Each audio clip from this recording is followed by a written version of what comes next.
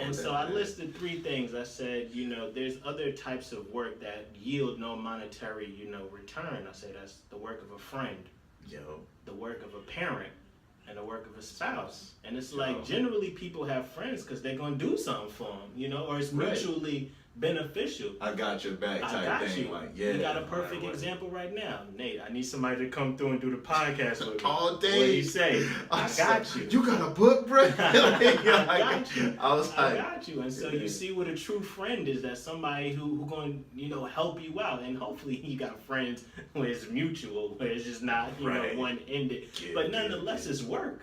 It's work. You're going to be in a friendship with somebody. Y'all going to grind together. You're going to hold each other down.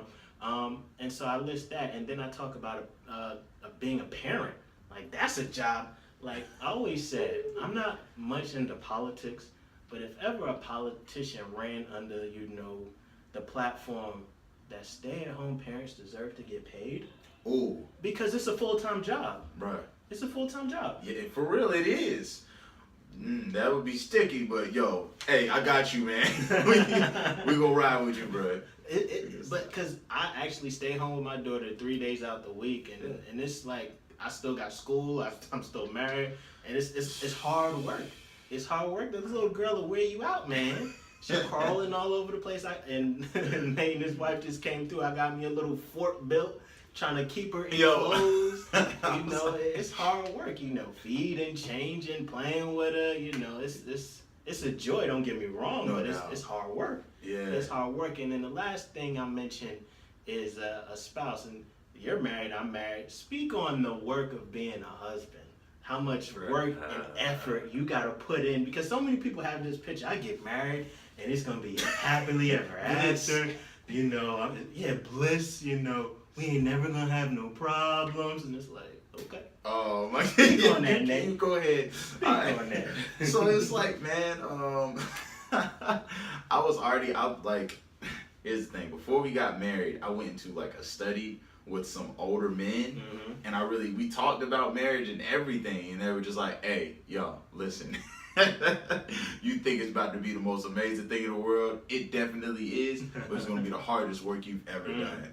Cause it's like a constant. It's not like, all right, yo, so when you gonna do something for me? All right, when you gonna do this for me? You didn't do this for me today. What's wrong with you? It's more like, all right, so I'm gonna serve you every day the best I can, because it's like I'm gonna at least try to do that, because I want to make you happy. And then sometimes they ain't gonna make you happy, and then you still gotta try to keep the peace. So it's like a compromise, man. It's like a complete compromise every single day. It's just like, all right, you need to do this. Okay, I need to do this. How are we gonna make it work without making each other mad? Right? Because before you got married, whatever the situation may be, you don't know that whole person until you see them all the time. You see them after work, and then they drain from work, and they still gotta give you something after work. Nobody would have talked. It's just like, hey, how you doing, baby? That's all you want to say. And it's just like, why ain't you talking to me? You would be like, oh my gosh, like, yo, I just told 85,000 kids to just hush. It feels like it was 60. It was 60. Feels like 85,000. I told them all to hush all day, and now I gotta talk out the. Oh my gosh. But like it's work, man. But it's a joy. Like it's work and it's a joy, because you got somebody that's beside you. Hopefully, because not all marriages will work out, but you got somebody that's beside you 24/7 for the rest of your life, period. And they said they're gonna do it forever. Yeah. So. No, I think that's dope, and I wanted to touch on something that you said, because so oftentimes we go into a relationship, especially in marriage, thinking what I'm gonna get out this person as opposed to what can I offer this person. Yeah. We don't realize how selfish we are. I thought I was a super generous guy. Right. I thought I was like, man, I'm real nice. You get married, like, I'm a jerk, bro. Yes. I'm a jerk. I'm such a jerk. One of the biggest struggles that I have is, valuing my opinion over my wife's opinion. And then, like, shutting her down when I think her opinion is just invalid. And it's like, I've got to work on myself to be like, man, I've got to live it in a loving understanding with my wife, And it's like, I failed to do that so many times. I think that's like all men got a little bit of that. They got to work out, It's well, we think we should do this. Nah, it's the right answer. It's the right answer. But I think, nah, it's all right. I'm going to go ahead and do it for you. So, yeah, it's hard work. So anybody out there who's single, you went for it. It's good, but it's work. I don't know if anybody tell y'all that, but it's a hard work. Skip all the skipping through daisies. Don't do that. You need to put something on your back. Think about lifting some weights before you do that. Some work in there, bro. There's some work required. And so I say in exclusively viewing work in relation to our occupation, we fail to see how work points to our purpose. Work points to our purpose because it gives us an identity. One is a friend because one helps others. One is a parent because one parents. And one is a spouse because one has committed one's life to another. What we do determines who we are. This is why so many people hate Monday mornings. If the work we do determines who we are, what happens when who we are is not who we want to be? And you were talking about having a call center job. And this is another one of my struggles. It's like, I've got a bachelor's degree, I've got a master's degree, but I'm at a job where people who just have a high school degree are able to do this job. So it's extremely humbling. It's like, God, you allow me to get these degrees. I want to be using them I want to be working in my field, doing something that I got these degrees for. I paid all this money for it. Exactly. And I want to be doing something beneficial. And it's like God has been humbling me, throughout this whole time, because I got you right where I want you. And it's like, even though I want to be doing other things, it's like I have to fight and wrestle with being miserable at work, because I'm like, man, I really don't want to be here. I'd rather be doing other things. Right. And it's like, for so many people, especially so many people who, don't have a biblical worldview, I can't imagine, like, those people who don't have the opportunities that I have, because I have degrees. I can go elsewhere. There's people who've been at the job 10, 15 years, and this is it for them. Right, period. That's it, period. And they miserable their whole life. And it's like, man, what do we do with that? So I had this question for you. Has there been a job where you was just like miserable? You was just like, man, I can't stand this job. It's Monday. Why I gotta go to work? Can you speak on that, Nate? My current job, the first time, like, no, for real, man, like, because when I first got that job, I never taught before. I hadn't been educated to be an educator, if that makes sense. Like, you have to take classes to be comfortable in that. But, like, my first day, I was cool.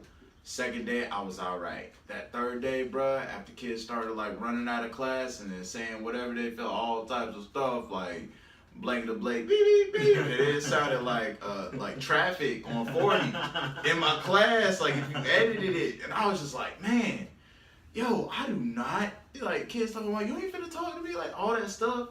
I wake up in the morning and just be like, yo, I just lay there, like, yo, I gotta do this junk again.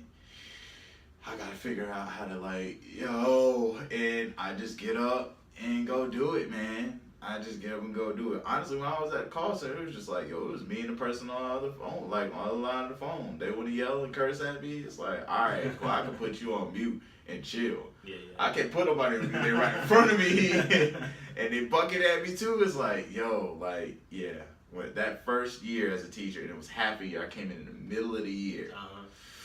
That was it for me, bro. Yeah, and I'm sure, like, this, and even though that's your current job, it sounds like things have gotten much better. Bro, guys, he's working, man. It's gotten so much better. It's just dealing with people, and I can speak on that forever. Like, dealing with people and knowing that kids aren't like this other type of human being or this other species. They're younger youths. They're like little adults, for real. Like, talk to them like you would an adult. Just don't, like, let them know you need respect, but talk to them like you would an adult, and it's straight. You're good. Like, if you do that, then it's fine. But if you try to come at them, especially some of the kids, like, I teach in Neal Middle School, it's in Durham. Some of the kids that have, and it's a magnet school too, so you got kids from all walks of life. You can't come at them like you would some kid that gets disciplined well by his or her parents every day. So I've learned that, and it's gotten better. No, that's what's up. I think in addition to, being at a job, especially if you want to be doing something else that adds to the misery, but I think there's something else that we overlook about jobs, that every job you're gonna be evaluated. You know, there comes a time where you're gonna be evaluated, and I know for my job we got like these monthly evaluations, and it's like, oh man, what I did wrong this time. You know, and especially if it's a job you don't like. If it's a job you don't like, you really do you perform well at it? And so when evaluation time comes, you're like, oh man, I gotta hear this supervisor telling me what was I used to get in trouble for? Cause I work at a bank. Yeah. Like we get like compliance errors and things like that. Oh, so you just enter something different or something? If you do something just something so minor, you'll get in trouble. And I understand that, so I don't want to act like I don't take responsibility, but it's just one of those things where, you know, the work that we do will be evaluated. And this is just on a basic level. You got a job. Everybody, you get evaluated. One way or another, right? One way or another. And it's like, you know, with the evaluations, even though we don't like it, it reveals something. It's like, if you're a good worker, your evaluation is going to demonstrate that. It's going to demonstrate you're hardworking, you're dependable, you can't be coming in late all the time. And that's the thing. It's like, if you are one of those people who are not reliable, your evaluation is going to demonstrate that. So I can't say I'm a good worker, and you look at my statistics, my metrics, because that's how we get judged. Right. And they look at suspect. You know, it's going to prove itself. Yeah. It's like if I say I'm a good friend, my works is going to demonstrate that. True. You say you're a good husband, your works is going to demonstrate that. Yeah. And so that leads me to the third thing that work teaches. I say work teaches that something, rather someone exists. I say, for example, when we receive mail, it proves someone delivered it. True. When we drive on the highway, it proves someone constructed it. And if we are employed, it proves there is an employer. The work someone does prove they exist. And this is huge. This is super huge, because when we're gonna try to bring it full circle for you guys, because I'm sure you're like, work, what does that have to do with anything? Yeah. Because it's like, all I need to see is somebody's work to know they exist. What does table mean? Somebody made it. Somebody worked. I don't need to see them, but I consciously know somebody made it. All I have to do is see their work. Yeah. I wrote a book. Even if I wasn't here, you know somebody wrote it. Exactly. All you have to do is see the work that they put in. That's right. And so I give the example of a computer. I say one of the greatest inventions in our lifetime is the computer. A computer is evidence that someone put in a lot of hours working to create a piece of technology. This computer, thus the computer teaches that whoever invented it created it for a purpose, and the inventor was highly intelligent. We're able to deduce all of this from someone's work. We look at it like, let's bring it home even more, a smartphone. Yeah. Like, we could look at it and say, yo, whoever created this, thank you. Thank you, and like, you a genius. You're a genius, whoever created this. Like, I don't even need to know who the person is. I know they exist. For real. Because we see their work. We see what they put in. And so I'm a loud one up to you. What's the greatest work known to man?